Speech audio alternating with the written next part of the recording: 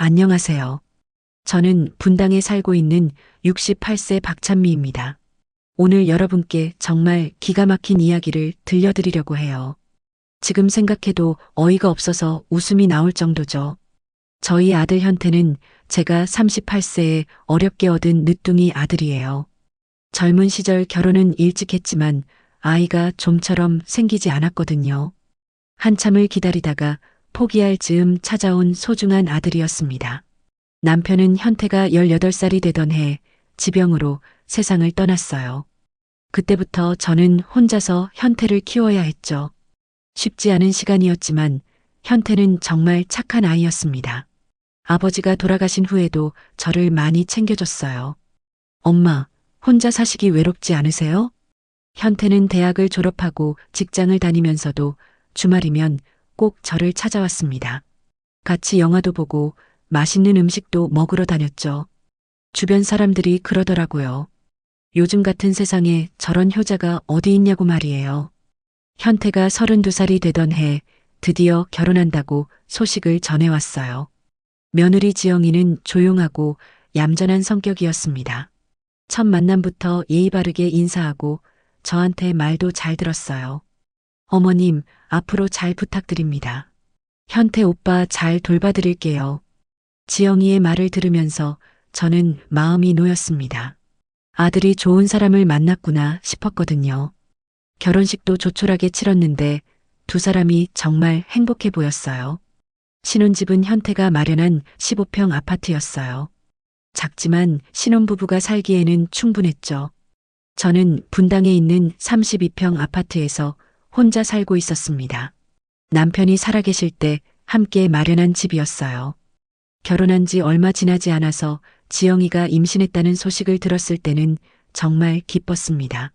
손자를 볼 수 있다는 생각에 마음이 설렜어요. 저 같은 늦은 나이에 낳은 아들이 또 아이를 가진다는 게 얼마나 감사한 일인지 모르겠더라고요. 임신 기간 내내 지영이를 챙겨줬어요. 몸조리에 좋다는 음식도 해다 주고 병원 검진도 따라가고 했죠. 현태도 아내를 무척 잘 챙겼습니다. 보기 좋았어요.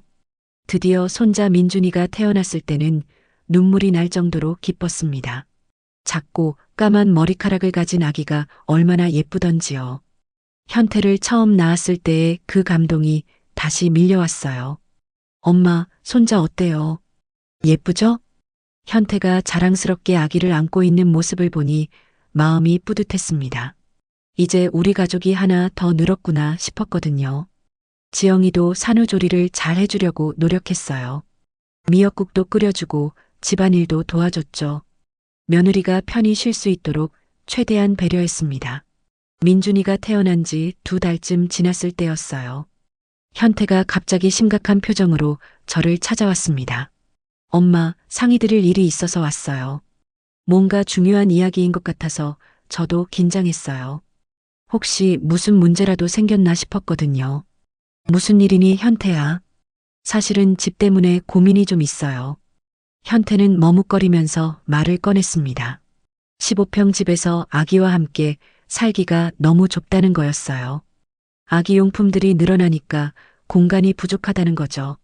엄마 혼자 32평에서 사시는 게 너무 넓지 않으세요? 저희는 3명이니까 더 넓은 공간이 필요하고요. 현태의 말을 듣고 보니 일리가 있었어요.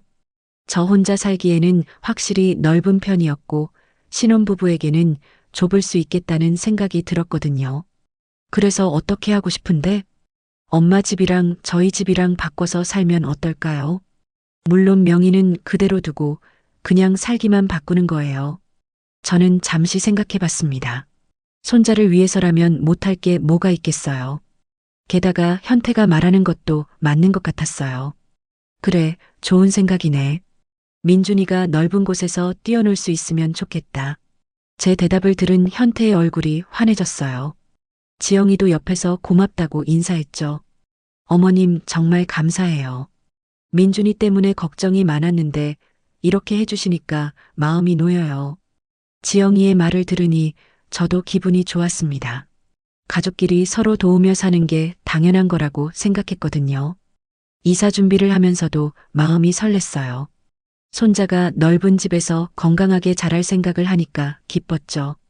32평 아파트는 햇볕도 잘 들고 놀이터도 가까워서 아이 키우기에 정말 좋은 환경이었거든요.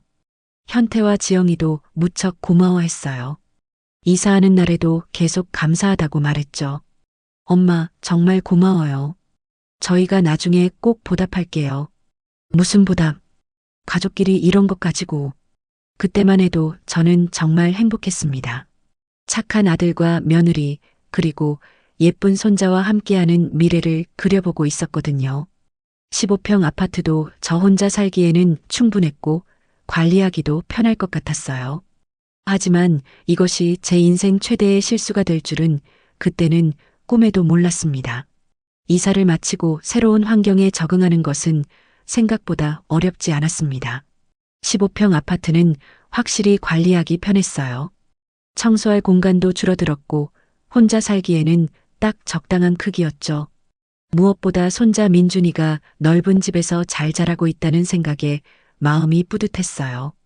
가끔 현태한테 전화해서 안부를 물어보면 항상 좋은 소식만 들려왔거든요. 엄마, 민준이가 요즘 뒤집기 연습하고 있어요. 넓은 거실에서 마음껏 굴러다닐 수 있어서 좋아해요. 현태의 목소리에서 아버지가 된 기쁨이 느껴졌습니다. 저도 덩달아 기분이 좋아졌어요. 이사한 지 한 달쯤 지났을 때 지영이가 직접 찾아왔어요.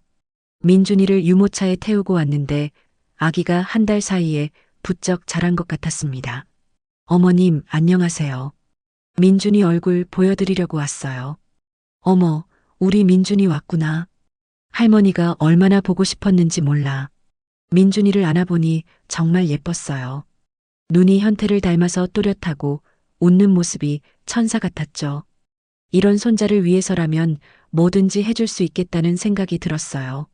어머님, 정말 감사해요. 덕분에 민준이가 넓은 집에서 편하게 지내고 있어요. 지영이도 예전보다 밝아 보였습니다. 육아 스트레스가 많이 줄어든 것 같았어요. 그런데 어머님은 여기서 불편하지 않으세요? 전에 집보다 훨씬 작잖아요. 아니야, 전혀. 오히려 청소하기도 편하고 좋더라. 나 혼자 살기에는 이 정도면 충분해. 실제로 그랬어요. 큰 집에서 혼자 지낼 때는 가끔 공허한 느낌이 들었는데 작은 집은 아늑하고 따뜻한 느낌이 들었거든요. 그날 지영이는 저녁까지 함께 먹고 갔어요. 오랜만에 가족끼리 모여서 식사하니까 기분이 좋았습니다. 민준이도 할머니 품에서 잘 놀아줬고요. 엄마, 다음 주에 민준이 예방접종 마치러 가는데 같이 가실래요? 그럼 당연히 가야지. 우리 민준이 아픈 거 보기 싫지만 건강을 위해서는 맞아야지. 현태의 제안에 저는 기꺼이 동의했어요. 손자와 함께 보내는 시간이 소중했거든요. 예방접종 날 저는 일찍부터 준비했습니다. 민준이가 주사 맞고 나서 보채면 달래줄 생각에 장난감도 챙겨갔어요. 병원에서 민준이가 주사 맞는 모습을 보니 제 마음도 아팠어요. 아기가 울음을 터뜨릴 때는 얼른 안아주고 싶었죠. 괜찮아, 민준아. 할머니가 여기 있어.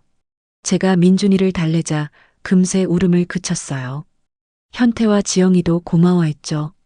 어머님이 있으니까 민준이가 금세 진정되네요. 역시 할머니 손은 약손이야. 그런 말들을 들으니 뿌듯했어요. 손자에게 도움이 되는 할머니가 되고 있다는 생각이 들었거든요. 그 무렵 지영이 친구들이 집에 놀러 온다는 소식을 들었어요. 대학 동창들이 민준이 보러 온다는 거였죠. 어머님, 이번 주말에 친구들이 집에 와요. 민준이 구경하러 오는 거예요. 그래, 좋겠네. 예쁜 민준이 자랑 많이 해라. 저는 진심으로 기뻤어요. 지영이가 친구들에게 민준이 자랑하는 모습을 상상하니까 웃음이 나왔거든요. 하지만 그때 한 가지 아쉬운 점이 있었어요. 제가 그 자리에 초대받지 못한다는 거였죠. 사실 손자 자랑을 같이 하고 싶었는데 젊은 친구들끼리 모이는 자리에 어른이 끼어들 수는 없잖아요. 어머님도 오시면 좋을 텐데 아무래도 친구들끼리 모이는 자리라서요. 지영이가 미안해하는 것 같아서 저는 괜찮다고 말했어요. 무슨 소리야? 너희끼리 편하게 놀아야지. 나 같은 늙은이가 끼어들면 재미없어질 텐데. 하지만 속으로는 조금 서운했어요. 손자를 위해 집까지 바꿔줬는데 이런 자리에는 포함되지 못한다는 게 아쉬웠거든요. 그래도 이해하려고 노력했습니다. 세대가 다르니까 당연한 거라고 생각했어요. 대신 평일에 민준이 보러 자주 가면 되겠다고 마음먹었죠. 며칠 후 현태가 전화를 걸어왔어요. 엄마, 지영이 친구들이 민준이 보고 다들 너무 예쁘다고 하더라고요. 그랬겠지. 우리 민준이가 얼마나 예쁜데. 그런데 친구들이 집도 너무 넓고 좋다고 감탄하더라고요. 아기 키우기에 최고의 환경이라고요. 현태의 말을 들으니 뿌듯했어요. 제가 내린 결정이 옳았다는 생각이 들었거든요. 다행이네. 민준이가 좋은 환경에서 자랄 수 있어서 할머니도 기뻐. 그때만 해도 저는 정말 만족하고 있었습니다. 손자의 행복이 제 행복이었거든요. 현태도 계속 고마워했어요. 엄마 덕분에 저희가 이렇게 편하게 살 수 있어요. 정말 감사해요. 고맙긴 뭘.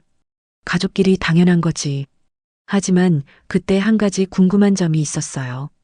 명의는 제 것으로 그대로 두기로 했는데 언제쯤 정식으로 정리할 건지 물어보고 싶었거든요. 현태야, 진명의 이전은 언제쯤 하려고 생각하니? 아, 그건 나중에 천천히 하면 되지 않을까요? 지금은 급할 것 없잖아요. 현태의 대답이 조금 애매했지만 저는 크게 신경 쓰지 않았어요. 어차피 아들에게 물려줄 집이니까 언제 하든 상관없다고 생각했거든요. 그렇게 저희는 새로운 환경에서 각자의 생활에 적응해 갔습니다. 저는 작은 집에서의 생활에 만족했고 현태 가족은 넓은 집에서 행복하게 지내는 것 같았어요. 가끔 민준이 보러 갈 때마다 아기가 하루가 다르게 자라는 모습을 보는 게 가장 큰 기쁨이었습니다. 손자를 위해 내린 결정이 정말 잘한 일이라고 확신했어요. 하지만 이 평화로운 시간이 얼마나 갈지는 아무도 모르는 일이었죠. 집을 바꾼 지 석 달이 지나면서 조금씩 이상한 신호들이 느껴지기 시작했어요. 처음에는 단순히 새 환경에 적응하느라 바쁜 거라고 생각했는데 시간이 갈수록 뭔가 달라진 게 느껴졌거든요. 예전에는 현태가 일주일에 두세 번은 안부 전화를 했는데 이제는 일주일에 한 번 정도로 줄어들었어요. 전화 통화 시간도 예전보다 짧아졌고요. 엄마, 요즘 어떻게 지내세요? 응, 잘 지내고 있어. 현태야, 민준이는 어때? 민준이도 잘 크고 있어요. 요즘 바빠서 전화 자주 못 드려서 죄송해요. 괜찮다, 괜찮아. 바쁜 거 이해해. 현태의 목소리가 예전만큼 따뜻하지 않다는 느낌이 들었지만 저는 그냥 육아 때문에 피곤한 거라고 생각했어요. 갓난아기 키우는 게 얼마나 힘든 일인지 알고 있었거든요. 더 이상하게 느껴진 건 제가 민준이 보러 가겠다고 할 때였어요. 예전에는 언제든 환영이었는데 이제는 뭔가 핑계를 대면서 만류하는 일이 많아졌죠. 엄마, 이번 주말에 민준이 보러 갈까? 아, 이번 주말은 민준이 예방접종 때문에 시간 내기가 좀 힘들 것 같아요. 다음 주에 오시면 어떨까요? 그래, 그럼 다음 주에 갈게. 하지만 다음 주에 연락하면 또 다른 이유가 있었어요. 이번에는 지영이가 몸살기가 있어서 민준이한테 옮길까봐 걱정돼요. 처음에는 정말 그런 줄 알았어요. 아기가 있는 집에서는 조심해야 할 게 많으니까요. 하지만 이런 일이 계속 반복되니까 이상하다는 생각이 들기 시작했어요. 그러던 어느 날 우연히 마트에서 지영이를 만났습니다. 민준이를 유모차에 태우고 쇼핑을 하고 있더라고요. 몸살기가 있다고 했는데 멀쩡해 보였어요. 지영아. 여기서 웬일이야? 지영이가 저를 보더니 잠깐 당황하는 표정을 지었어요. 아, 어머님. 안녕하세요. 몸살은 다 나았니? 현태가 아파서 민준이한테 옮길까봐 걱정된다고 하던데. 아, 네. 많이 좋아졌어요. 지영이의 대답이 어색했어요. 뭔가 숨기는 게 있는 것 같은 느낌이 들었거든요. 그럼 이번 주말에 민준이 보러 가도 될까?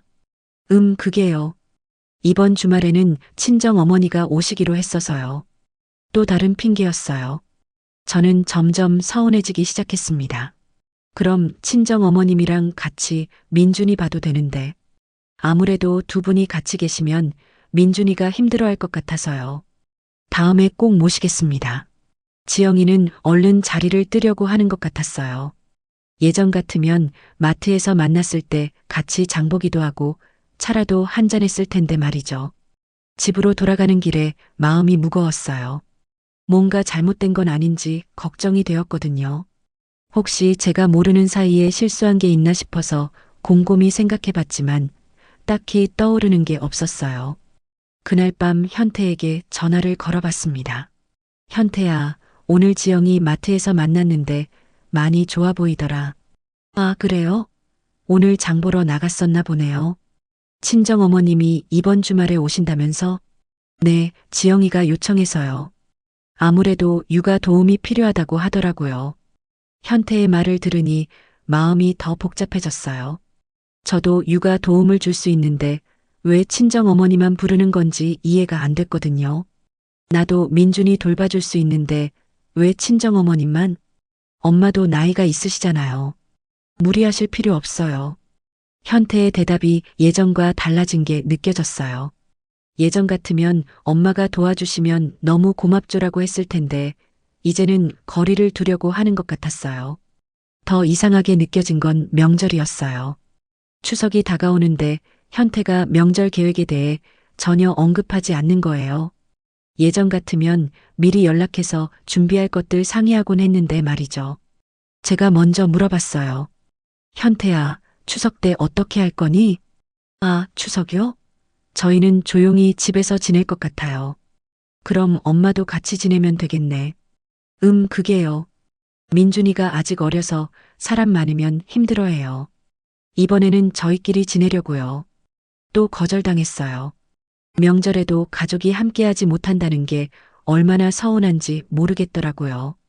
그 무렵부터 저는 혼자서 많은 생각을 하게 되었어요. 혹시 제가 집을 바꿔준 것 때문에 현태와 지영이가 부담을 느끼는 건 아닌지, 아니면 제가 너무 자주 연락하거나 만나려고 해서 부담스러워하는 건 아닌지 말이에요. 그래서 조금 거리를 두기로 했습니다. 전화도 덜하고 만나자는 말도 자제했어요. 현태 가족이 편하게 지낼 수 있도록 배려한 거죠. 하지만 거리를 둘수록 연락은 더 뜸해졌어요. 제가 먼저 연락하지 않으면 현태에서 연락이 오는 일은 거의 없었거든요. 어느 날 동네 친구 순자 언니가 물어봤어요. 찬미야, 요즘 현태 소식은 어때? 민준이 잘 크고 있니? 잘 크고 있는 것 같아요. 요즘 연락이 좀 뜸해서 잘 모르겠지만요. 뭐, 젊은 부부들은 바쁘잖아. 이해해야지. 순자 언니는 그렇게 말했지만 저는 마음이 편하지 않았어요. 뭔가 잘못된 방향으로 가고 있다는 느낌이 들었거든요. 밤에 혼자 누워있으면 자꾸 생각이 났어요. 손자를 위해 집을 바꿔준 건 잘한 일이었는데 왜 이렇게 관계가 멀어지고 있는 걸까요? 혹시 제가 뭔가 실수한 게 있는 건 아닐까요? 하지만 아무리 생각해봐도 답이 나오지 않았어요. 그저 시간이 지나면 다시 예전처럼 돌아올 거라고 믿고 싶었습니다. 그런데 이런 변화가 시작에 불과했다는 걸 그때는 전혀 몰랐어요. 그렇게 서먹한 관계가 몇 달 더 지속되었어요. 저는 현태 가족을 배려한다는 명목으로 연락을 자제했지만 속으로는 점점 외로워지고 있었습니다. 손자 민준이가 어떻게 자라고 있는지, 첫걸음만은 언제 뗐는지, 첫말은 뭐였는지 궁금한 게 너무 많았거든요. 어느 날 마트에서 장을 보고 돌아오는 길이었어요. 무거운 장바구니를 들고 집 앞 버스 정류장에서 버스를 기다리고 있는데 갑자기 익숙한 목소리가 들렸습니다. 어머님, 정말 고생 많으셨어요. 드디어 이사 왔네요. 돌아보니 현태가 한 중년 여성과 함께 이삿짐차에서 짐을 내리고 있었어요. 그 여성은 지영이와 닮은 구석이 있어서 한눈에 안사돈이라는 걸 알 수 있었습니다. 순간 제 가슴이 쿵하고 떨어지는 느낌이었어요. 이삿짐차에서 나오는 짐들을 보니 확실히 누군가가 이사를 오는 게 맞았거든요. 현태가 정말 효자구나. 이렇게 좋은 아파트에서 살게 해주고 지영이 어머니의 말을 들으니 상황이 명확해졌어요. 현태와 지영이가 장모를 모시고 살기로 한 거였죠. 저는 그 자리에서 움직일 수가 없었어요. 다리에 힘이 빠져서 버스 정류장 의자에 주저앉고 말았습니다. 머릿속이 하얘지면서 아무 생각도 나지 않았어요. 그제서야 모든 게 이해되었습니다. 현태와 지영이가 저와 거리를 둔 이유, 자꾸 핑계를 대며 만나려고 하지 않은 이유가 말이에요. 처음부터 장모를 모시고 살 계획이었던 거죠. 버스가 와도 탈 수가 없었어요. 그냥 멍하니 앉아서 현태가 장모의 짐을 나르는 모습만 바라보고 있었습니다. 제가 손자를 위해서라고 생각하며 내어준 집에서 말이에요. 집에 돌아와서도 정신이 없었어요. 장바구니를 부엌에 내려놓고 소파에 털썩 앉았는데 눈물이 나오려고 했습니다. 하지만 울기에는 너무 어이가 없었어요. 그날 밤 잠을 이룰 수가 없었습니다. 자꾸만 생각이 났거든요. 현태가 집을 바꾸자고 했을 때 민준이 때문이라고 했던 말들이요. 엄마 혼자 32평에서 사시는 게 너무 넓지 않으세요? 저희는 3명이니까 더 넓은 공간이 필요하고요. 3명이 아니라 4명이었던 거죠. 처음부터 장모까지 포함해서 계산한 거였어요. 다음 날 아침 일찍 현태에게 전화를 걸었습니다. 더 이상 모른 척할 수 없었거든요. 현태야, 어제 안사돈 이사 오시는 거 봤어.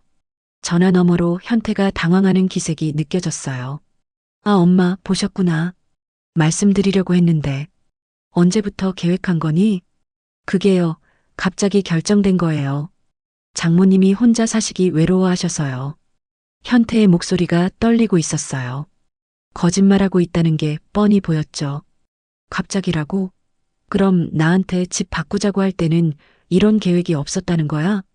정말 그때는 몰랐어요. 민준이 때문에 바꾼 거 맞아요. 하지만 저는 더 이상 믿을 수 없었어요. 이삿짐의 양을 봤을 때 갑작스럽게 결정된 게 아니라는 걸 알 수 있었거든요. 현태야, 솔직히 말해봐. 처음부터 장모님 모시고 살 생각이었던 거지? 한참 침묵이 흘렀어요. 현태가 대답을 못하고 있는 거였죠. 엄마, 그게 그런 게 아니라. 아니라니? 그럼 뭐야? 장모님이 혼자 계시니까 외로워하시고 지영이도 육아 도움이 필요하다고 해서. 현태의 변명을 듣고 있으니 화가 치밀어 올랐어요. 거짓말로 저를 속이고 집을 뺏어간 거나 다름없었거든요. 그럼 나한테는 왜 말 안 했어? 장모님 모시고 살 거니까 집 바꿔달라고 솔직히 말했으면 됐잖아. 그러면 엄마가 싫어하실까 봐요. 싫어하기는 뭘 싫어해. 나도 이해할 수 있어. 하지만 거짓말하고 속이는 건 다른 문제야. 전화 통화 내내 현태는 제대로 된 해명을 하지 못했어요. 그저 미안하다는 말만 반복했죠. 그날 오후 지영이에게서 전화가 왔어요. 어머님, 오해가 있으신 것 같아서 전화드려요. 무슨 오해? 저희가 처음부터 엄마를 모시고 살 계획이었던 건 아니에요. 정말 갑자기 결정된 거예요. 지영이도 현태와 똑같은 말을 하고 있었어요. 하지만 저는 더 이상 속지 않았습니다. 지영아, 솔직히 말해봐. 안사돈이 살던 집은 어떤 집이었는데? 그게요, 반지하 빌라였어요. 좀 오래되고 습하고. 지영이의 말을 들으니 더욱 명확해졌어요. 장모는 열악한 환경에서 살고 있었고 좋은 아파트에서 살고 싶어 했던 거죠. 그래서 딸과 사위를 부추겨서 저와 거리를 두게 만든 거였어요. 그럼 너희 엄마가 좋은 집에서 살고 싶어서 이런 계획을 세운 거네? 그런 게 아니에요. 정말 갑자기. 지영아, 나도 바보 아니야. 이사 준비하는데 시간이 얼마나 걸리는데 갑자기가 어디 있어? 지영이도 더 이상 변명할 말이 없는 것 같았어요. 그날 밤 혼자 앉아서 많은 생각을 했어요. 아들과 며느리가 저를 완전히 속였다는 사실이 믿어지지 않았거든요. 손자를 위해서라고 생각하며 집까지 내어줬는데 알고 보니 장모를 위한 거였던 거죠. 더 화가 난 건 거짓말을 했다는 거였어요. 솔직하게 말했다면 이해할 수도 있었을 텐데 저를 바보 취급하며 속인 게 너무 괘씸했습니다. 그리고 또 하나 깨달은 게 있었어요. 왜 현태와 지영이가 저와 거리를 둔 건지 말이에요. 장모와 시어머니가 같이 자주 만나면 불편할 수 있으니까 미리 저를 배제시킨 거였던 거죠. 제가 혼자 외롭게 지내는 동안 현태 가족은 장모와 함께 행복하게 지내고 있었던 거예요. 제 자리는 이미 장모가 차지한 상태였고요. 그날 밤 저는 결심했습니다. 더 이상 이대로 당하고만 있을 수는 없다고 말이에요. 그날 밤 잠을 한숨도 자지 못했어요. 머릿속에서 온갖 생각들이 뒤섞이면서 정리가 되지 않았거든요. 화가 나는 것도 맞고 서운한 것도 맞고 무엇보다 제 자신이 바보같이 느껴졌습니다. 다음 날 아침 일찍 순자 언니에게 전화를 걸었어요. 혼자서는 도저히 이 상황을 감당할 수 없을 것 같았거든요. 언니, 나 좀 만날 수 있어요? 급한 얘기가 있어서요. 무슨 일이야, 찬미야? 목소리가 이상한데. 전화로는 설명하기 어려워요. 만나서 얘기할게요. 순자 언니를 만나서 어제 있었던 일을 모두 털어놨어요. 현태가 장모를 모시고 살기 위해 집을 바꾸자고 했다는 것, 저를 속이고 거짓말했다는 것들을 말이에요. 뭐라고? 그럼 처음부터 계획적으로 속인 거야? 그런 것 같아요. 민준이 때문이라고 했지만 실제로는 장모 때문이었던 거죠. 순자 언니의 얼굴이 점점 굳어졌어요. 아니, 그럼 너를 완전히 이용한 거잖아. 집까지 내주고 나서 이런 식으로 당하다니. 그러게요. 지금 생각해보니 제가 너무 순진했나 봐요. 순진한 게 아니라 착한 거지. 손자 위한다는 마음에 그런 거였는데 그걸 이용하다니. 순자 언니도 화를 내주니까 제 마음이 조금 누그러지는 것 같았어요. 적어도 제가 잘못 생각한 게 아니라는 확신이 들었거든요. 그날 오후 현태에게서 또 전화가 왔어요. 엄마, 어제 통화 후에 생각해봤는데 정말 죄송해요. 죄송하기야 누가 못하겠니? 진심으로 사과드릴게요. 처음에 말씀 안 드린 건 정말 잘못했어요. 현태의 목소리에서는 미안함이 느껴졌지만 저는 이미 너무 실망한 상태였어요. 현태야, 사과는 됐고 이제 어떻게 할 거니? 뭘 어떻게 해요? 집 문제 말이야. 명의는 내 거고 너희는 거기서 장모까지 모시고 살고 있고. 한참 침묵이 흘렀어요. 현태가 이런 질문을 예상하지 못했던 것 같았거든요. 그건요, 원래 계획대로 하면 되는 거 아니에요? 명의는 그대로 두고요. 원래 계획은 민준이 때문이었는데 알고 보니 장모 때문이었잖아. 상황이 달라진 거지. 하지만 민준이도 있고 장모님도 계시고 지금 이사하기는 어려워요. 현태의 말을 듣고 있으니 더욱 화가 났어요. 자기들 편의만 생각하고 있는 거였거든요. 그날 저녁 지영이가 직접 찾아왔어요. 민준이를 유모차에 태우고 온 모습을 보니 마음이 복잡했습니다. 손자는 여전히 예뻤지만 지영이를 보는 마음은 예전과 달랐어요. 어머님, 정말 죄송해요. 저희가 처음에 말씀 제대로 안 드린 게 잘못이었어요. 지영아, 앉아. 우리 차근차근 얘기해보자. 지영이가 앉자 민준이가 제게 손을 뻗었어요. 할머니를 알아본 거죠. 그 모습을 보니 마음이 아팠습니다. 지영아, 솔직하게 물어볼게. 언제부터 계획한 거야? 정말 얼마 전에 결정된 거예요. 엄마가 혼자 사시기 너무 외로워하셔서요. 외로워하는 건 나도 마찬가지야. 나도 혼자 살고 있거든. 지영이의 표정이 당황스러워 보였어요. 그건 그렇지만 저희 엄마는 집도 더욱 열악해서 더 외로우셨을 거예요. 그럼 너희에게 집을 양보한 나는 괜찮다고 생각하는 거야? 집 바꾼 이후로 연락도 엄청 뜸해졌잖아. 의도적으로 피하기 시작했고, 그제서야 지영이가 할 말을 잃는 것 같았어요. 어머님, 정말 죄송해요. 저희가 생각이 짧았어요. 사과는 됐고, 이제 어떻게 할 건지 생각해 봐야 할 것 같은데. 그게 무슨 말씀이세요? 집 말이야. 명의는 내 것인데 너희가 안사동까지 모시고 살고 있으니까 문제가 생긴 거지. 지영이가 잠시 생각하더니 말했어요. 그럼 어머님도 같이 사실래요? 집이 넓으니까 충분히 가능할 것 같은데요. 그 말을 들으니 기가 막혔어요. 장모와 시어머니가 한 집에서 같이 살라는 거였거든요. 지영아, 그게 말이 된다고 생각해? 아무래도 불편하시겠죠. 그럼 어떻게 하면 좋을까요? 지영이는 정말 모르는 것 같았어요. 자기들이 얼마나 큰 잘못을 했는지 전혀 이해하지 못하고 있는 거죠. 그날 밤 지영이가 간 후에 혼자 생각해 봤어요. 과연 이 문제를 어떻게 해결해야 할지 말이에요. 명의는 제 것이니까 나가라고 할 수는 있지만 그러면 손자와도 완전히 멀어질 수 있었어요. 그렇다고 이대로 넘어가기에는 너무 억울했고요. 며칠 후 현태와 지영이가 함께 찾아왔어요. 뭔가 중요한 얘기를 하려는 것 같았거든요. 분당 집을 저희에게 명예 이전을 해주시면 안 될까요? 뭐, 그럼 분당 집은 너희가 가지면서 안사돈도 같이 살게 되는 거고 나는 아무것도 없이 이 15평 아파트에서 계속 살라는 거야? 아니면 엄마도 15평 집 팔고 같이 들어와서 사셔도 돼요. 방 하나 남는 거 드릴게요.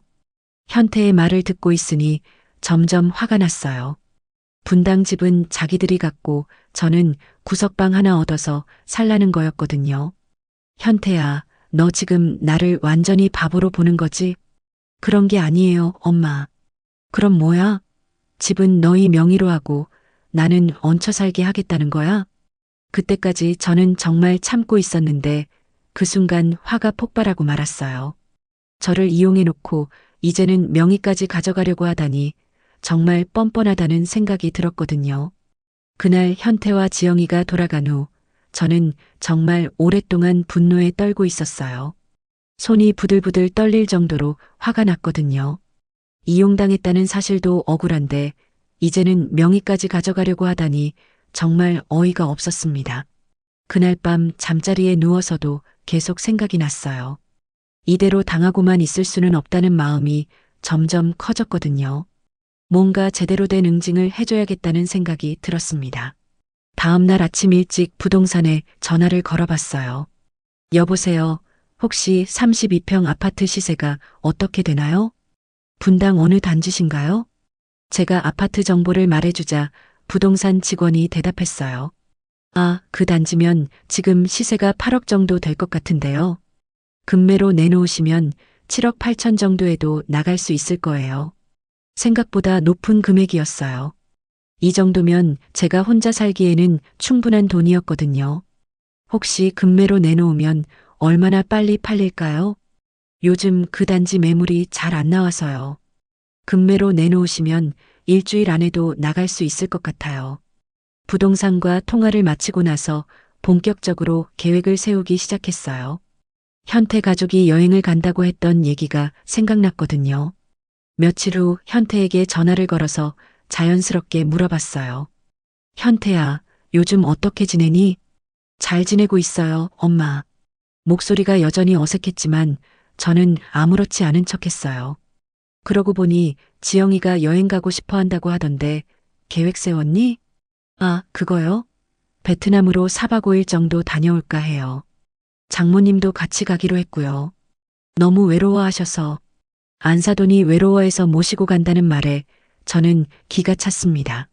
하지만 제 감정을 꾹 숨기고 차분하게 다시 말을 이어갔어요. 그러니, 그럼 언제쯤 갈 예정이야? 다음 주 화요일에 출발해서 토요일에 들어올 예정이에요.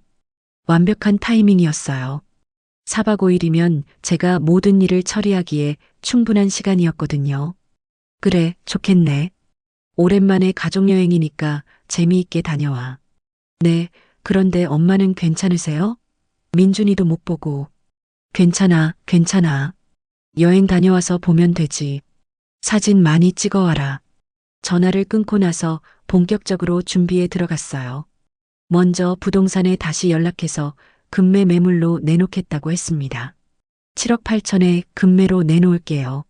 조건은 현금 거래고 일주일 안에 계약해야 해요. 알겠습니다. 그 정도 조건이면 바로 나갈 것 같아요. 다음으로 이삿짐 센터에 연락했어요.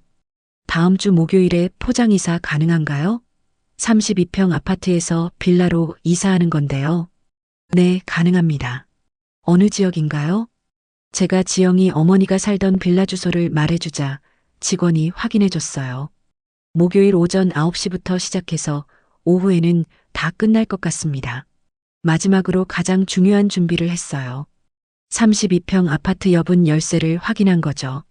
다행히 현태가 결혼할 때 준 여분 열쇠를 아직 가지고 있었어요. 월요일에 부동산에서 연락이 왔어요. 매수자가 나타났는데요. 현금으로 7억 8천에 바로 계약하겠다고 해요. 정말요? 그럼 언제 계약할 수 있나요? 내일 오전에 계약하고 목요일에 잔금 치르면 됩니다. 모든 게 계획대로 돌아가고 있었어요. 화요일 아침 현태 가족이 베트남으로 떠난다고 연락이 왔을 때 저는 마음속으로 미소를 지었습니다. 엄마, 지금 공항 가는 중이에요. 잘 다녀올게요. 응, 조심해서 다녀와. 민준이 아프지 않게 잘 챙겨라. 현태 가족이 출국한 것을 확인한 후 저는 부동산으로 향했어요. 계약서에 사인하는 순간 마음이 시원해지는 것 같았습니다. 축하드려요. 좋은 가격에 잘 파셨네요. 감사해요. 계약을 마치고 집으로 돌아와서 순자 언니에게 전화를 걸었어요. 언니, 나 집 팔았어요. 뭐라고? 갑자기 왜? 다 계획이 있어서요. 목요일에 이삿짐 센터 오는데 같이 가서 봐줄 수 있어요? 물론이지. 그런데 현태한테는 말했어? 아니요. 여행 갔을 때 하려고요. 순자 언니도 제 계획을 듣고 나서는 통쾌해했어요. 그래, 그렇게 해야 해. 너무 당하고만 있었어. 목요일 아침 일찍 순자 언니와 함께 32평 아파트로 향했어요. 여분 열쇠로 문을 열고 들어가니 현태 가족의 흔적들이 곳곳에 보였습니다. 거실에는 지영이 어머니 것으로 보이는 운동기구가 놓여 있었고 작은 방에는 안사돈의 침대와 옷장이 있었어요. 정말로 장모를 모시고 살고 있었던 거죠. 찬미야, 이거 봐. 정말 장모를 위해서 집 바꾼 게 확실하네.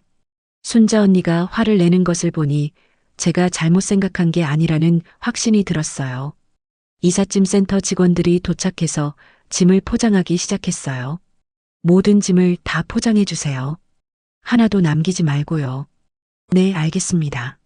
짐을 포장하면서 여러 가지 것들이 나왔어요. 현태와 지영이의 결혼 사진, 민준이 사진, 그리고 지영이 어머니의 개인 물품들까지요. 이 짐들을 어디로 가져다 드릴까요? 시흥의 삼정빌라로 가져다 놓으시면 돼요. 오후에 빌라에 도착해서 짐들을 모두 내려놓았어요. 1층 작은 빌라 앞에 32평 아파트에서 나온 짐들이 가득 쌓여 있는 모습을 보니 뭔가 묘한 기분이 들었습니다. 아주머니, 여기 짐 주인분한테는 연락드렸나요? 이삿짐 센터 직원이 물어봤지만 저는 그냥 웃었어요. 곧 연락 올 거예요. 모든 일을 마치고 순자 언니와 함께 커피를 마시면서 기분이 후련했어요. 찬미야, 속이 다 시원하다. 그동안 얼마나 답답했을까. 정말 그래요. 이제 진짜 자유로워진 기분이에요. 토요일 저녁 현태에게서 전화가 왔을 때 저는 마음의 준비를 하고 있었습니다. 진짜 재미있는 일이 시작될 거라고 생각하니까 오히려 기대되더라고요. 토요일 저녁 8시쯤 현태에게서 첫 번째 전화가 왔어요. 여행에서 막 돌아온 모양이었거든요. 엄마, 큰일 났어요. 집 문이 안 열려요. 현태의 목소리가 당황스러워 들렸어요. 저는 침착하게 대답했습니다. 문이 안 열린다고? 비밀번호를 잘못 누른 거 아니야? 아니에요. 비밀번호도 맞는데 아예 반응이 없어요. 그리고 집안이 텅 비어 보여요. 아, 그거 내가 집 팔아버렸거든. 전화 너머로 완전한 침묵이 흘렀어요. 현태가 제 말을 이해하지 못하는 것 같았거든요. 뭐라고요? 집을 팔았다고요? 응, 맞아. 7억 8천에 팔았어. 금매로 내놨더니 바로 나가더라. 엄마, 지금 장난하시는 거죠? 설마 정말로. 장난 아니야. 진짜 팔았어. 목요일에 잔금까지 다 받았고. 현태의 목소리가 떨리기 시작했어요. 그럼 저희 짐은 어디 있어요? 민준이 물건들도 장모님 짐도 다 어디 갔어요? 아, 그거 다 지영이 엄마 빌라 앞에 갖다 놨어. 원래 살던 곳으로 돌려보낸 거지. 그때 전화 너머로 지영이 어머니의 목소리가 들렸어요. 뭔가 다급하게 얘기하고 있었거든요. 엄마, 이게 무슨 일이에요? 미리 말씀도 안 하시고 어떻게 이럴 수 있어요? 현태의 목소리에서 절망감이 느껴졌어요. 미리 말하라고? 너희들이 나한테 미리 말했니? 장모 모시고 살 거라고? 그건 그렇지만은 무슨 소리야? 너희들도 나한테 미리 말 안 했잖아. 전화를 끊고 나서 기분이 정말 상쾌했어요. 그동안 쌓였던 스트레스가 한 번에 풀리는 기분이었거든요. 30분 후에 지영이에게서 전화가 왔어요. 어머님, 제발 다시 생각해 주세요. 민준이는 어떻게 해요? 민준이? 민준이는 엄마 아빠가 알아서 키우면 되지. 할머니가 뭘 어떻게 해? 어머님이 너무 하세요. 그래도 손자인데 어떻게 이럴 수 있어요? 지영이의 목소리가 울음 섞여 있었지만 저는 전혀 마음이 움직이지 않았어요. 내가 너무한다고? 그럼 너희들이 나한테 한 건 뭐야? 거짓말하고 속이고 이용한 건 괜찮고? 죄송해요. 정말 잘못했어요. 그러니까 제발 집 문제만큼은 이미 계약 끝났어. 이제 되돌릴 수도 없고. 그날 밤 현태와 지영이 그리고 안사돈으로부터 총 20통이 넘는 전화가 왔어요. 하지만 저는 받지 않았습니다. 할 말이 없었거든요. 다음날 일요일 아침 현태가 직접 찾아왔어요. 얼굴이 완전히 초췌해져 있었어요. 엄마, 제발 한 번만 더 기회를 주세요. 기회? 무슨 기회? 집 되찾을 방법이 없을까요? 제가 돈 대출받아서라도. 현태의 모습을 보니 조금 안쓰럽긴 했지만 저는 마음을 굳게 먹었어요. 현태야, 이미 끝난 일이야. 새 집주인이 다음 주에 이사 온다고 하더라. 그럼 저희는 어떻게 하라는 거예요? 너희들이 알아서 해야지. 다시 15평 집으로 들어가던지. 이미 그 집도 너희를 위해 다 비워놨다. 비번도 그대로야. 민준이는 어떻게 해요? 애가 무슨 죄가 있어요? 현태가 민준이를 들먹이니까 마음이 아팠지만 저는 단호하게 말했어요. 민준이 걱정은 부모인 너희들이 하는 거야. 할머니가 뭘 어떻게 해? 그날 오후 안사돈이 찾아왔어요. 사돈, 지영이 어머니입니다. 아, 그래요. 들어오세요. 우리 서로 어른끼리 대화를 좀 해봅시다. 안사돈이 앉더니 바로 본론을 꺼냈어요. 솔직히 말해서 이번 일은 우리 지영이가 잘못했어요. 하지만 그렇다고 이렇게까지 하실 필요는 없었잖아요. 이렇게까지라니요? 제가 뭘 어떻게 했다는 거예요? 집을 팔아버리시고 짐을 다 내다 버리시고. 안사돈의 말을 듣고 있으니 화가 다시 치밀어 올랐어요. 잠깐만요. 짐을 내다 버렸다고요? 제가 어머님 원래 집 앞에 갖다 드렸는데요. 그게 그렇게 다를 게 뭐가 있어요? 많이 다르죠. 버린 것과 원래 자리에 갖다 놓은 건 완전히 다른 거예요. 안사돈은 뭔가 할 말을 찾지 못하는 것 같았어요. 그리고 사돈, 애초에 이 모든 일의 시작이 사돈이 좋은 집에서 살고 싶어서였던 거 아니에요? 그게 무슨... 지영이랑 현태가 저를 속이고 거짓말한 것도 결국은 사돈 때문이었잖아요. 안사돈의 얼굴이 붉어졌어요. 그렇다고 해서 이렇게 복수를 하시는 게 옳은 일인가요? 복수요? 이건 복수가 아니에요. 제가 받은 만큼 돌려준 거예요. 받은 만큼이라니요? 저를 이용하고 속인 만큼 저도 그대로 돌려준 거죠.